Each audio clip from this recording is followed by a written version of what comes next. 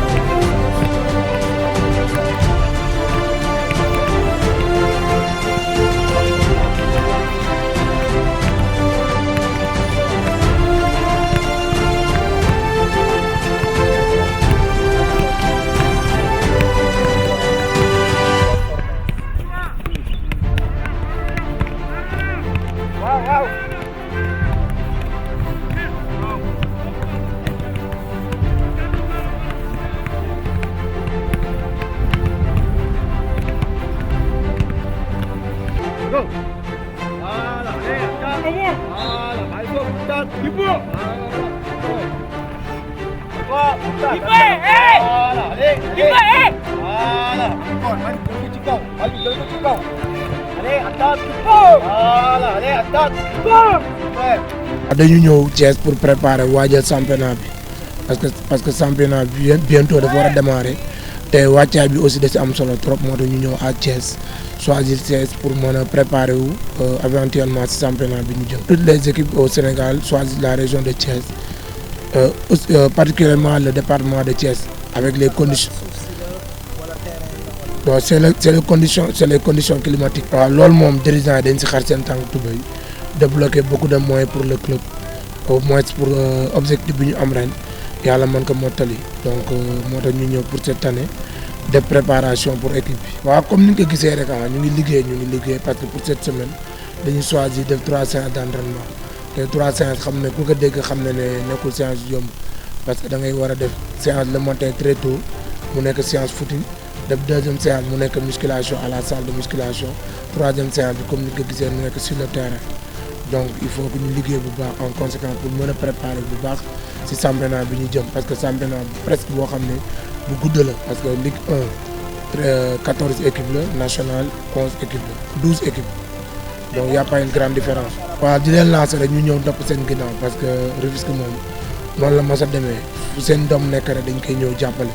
cette année nag AGEL da leen gën a soxlaa public bi nga xam ne ñoo nekk Tëngéej yëpp nekk si ginnaaw TFC nekk si ginnaaw Saltigué nekk si ginnaaw Sportif nekk si ginnaaw Médioura yëpp ñu ngi leen aussi ñu ñëw jàpp si équipe topp si ginnaaw équipe bi supporter parce que bëgg nañ cette année bu ñuy football stade bi au moins les 2 tribunes ñu remplir ko. Cette année on voit que les joueurs sont hyper motivés. À part cette motivation aussi il y a le bloc d'équipe. boo xamante ne mu ngi dessiné wu au fil du temps ñu nekk en regroupement fermé d'où la nécessité ñu insister pour def ces regroupements fermés donc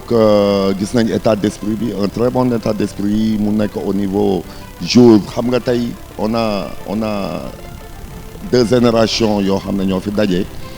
pratiquement il y a 11 ou 12 joueurs yoo xam ne ils étaient en cadet et junior qu'on a fait monter. À part loolu aussi on a d'autres joueurs de renfort ñoo xam ne c'est des étrangers et d'autres joueurs de renfort yoo xamante ne bon c'est au niveau local donc boo xoolee multi-pop boobu donc il fallait s'y attendre pour que ñu mën a def lu mel nii ba nga xamante ne voilà on voit que ça se passe très bien entre ces générations yi nga xamante ne ñoo daje fii. waaw non lan moo tax ñu ñëw Thiès bon pratiquement lu gën a tax ñu insister pour ñëw Thiès donc xam nga au Sénégal déjà ça manque de terrain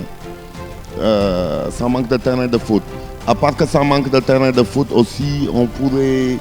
dire que comme ni que le coach waxee donc bu ñu ñëwee Thiès donc même le climat ça compte parce que il fait un peu plus chaud à Dakar et que dans les régions yi ñuy jouer ji yëpp aussi il y aura la chaleur et à Thiès aussi on aura l'opportunité comme ni nga ko gisee nii à CNEPS d'avoir la possibilité d'avoir le terrain gazonné si on veut et le terrain synthétique quand on le veut. À part ça aussi suñu bëggee comme tey le coach il a choisi de s'entraîner sur un terrain sablonneux comme que moom nee na si moment charge la ne donc voilà donc mu nekk loo xam ne moo gën a facile quoi pour ñun. Bon actuellement ñu ngi focus si li nga xam ne moo gën a wóor parce que on a un match le 11 entre le 11 et le 12 boo xam ne dañuy recevoir à Rufisque et je profite de l'occasion pour woo waa Tëngéej yëpp ñu ñëw jàpp si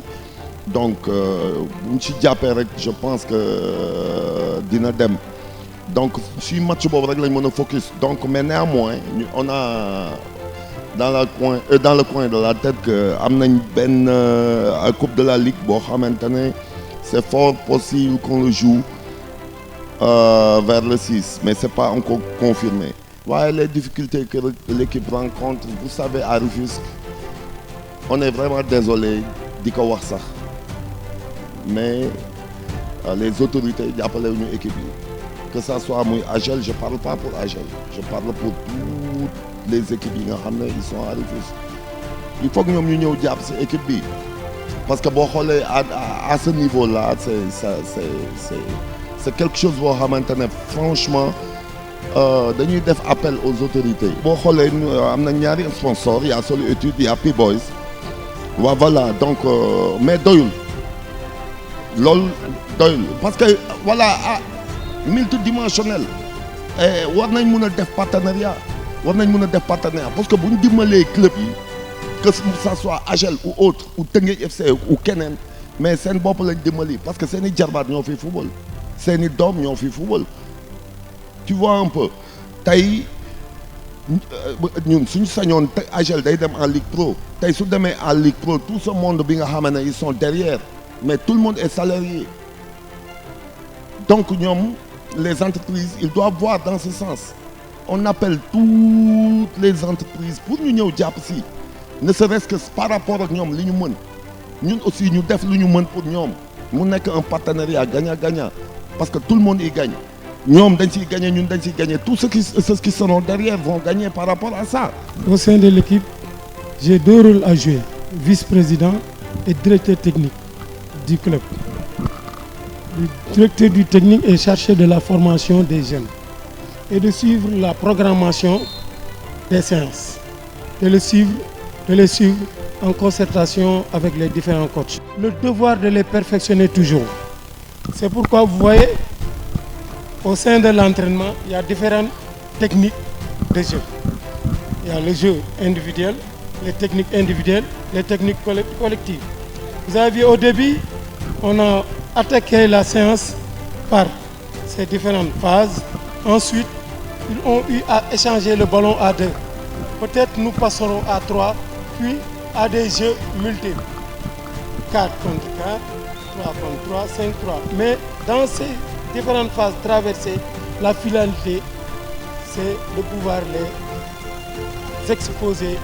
durant le match. À la petite catégorie, on a eu 4 trophées avec nos propres moyens. En fait, puis yaakaar naa ne ñun bu ñu jëlee décision ñëw Thiès xam nga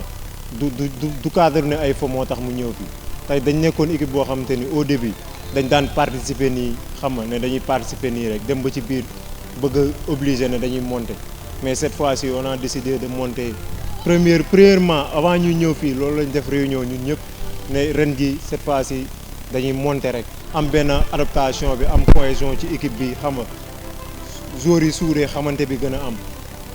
xam nga par rapport ak bu fekkoon nañ toog Tëngéej xam nga mën nañ fa Tëngéej mën nañ fa hivernalo mais dafa nekk foo xam te ne fa lañ dëkk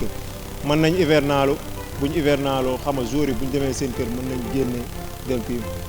autant que fii nii amu fi quoi fii moom concentration totale entraînement dem récupérer lekk tëdd nelaw waaw conditions yi moom actuellement moom mën nañ ne ren moom ak par rapport yi fi daan am c'est diamétralement opposé ren xam nga engagement bi am na décision bi am na conditions yi ñu ngi ci instant yi day ñaan yàlla xam nga mu gën ñu jàppale. waaw état d'esprit bi mu ngi fi fii tey jii boo gisee groupe bi ñun ay ancien lañ mais tey jii boo ñëwee suñu biir doo xàmmee ancien ak nouveau am na ay juniors yu monté mais tey jii boo ñëwee ba ci biir da nga naan ñii yàgg nañ ci groupe bi te ren jii lañ monté lépp a ngi ci am entente baa ngi fi am cohésion baa ngi am doo xàmmee xale doo xàmmee mag. nan laa ko gisee bu daaw ak bu ren ute na quoi daaw je peux dire que équipe bi dugul woon hivernal mais ren ji gars yi dugg nañ hivernal. daaw maa ngi woon en catégorie junior am na benn instant bu ma yéegee sax mais j'étais blessé saison bi mujjee ma ko terminé jéem a marqué sama empreinte waaw dooleel équipe bi waaw ñu jéem a jël championnat bi comme que ren loolu objectif ASER ren incha allah bon dina changer quoi gars yi bëgg nañ jël championnat bi incha allah waaw ku bëgg a seetaan match ASER yi incha allah Ndam TV nga kay seetaan yi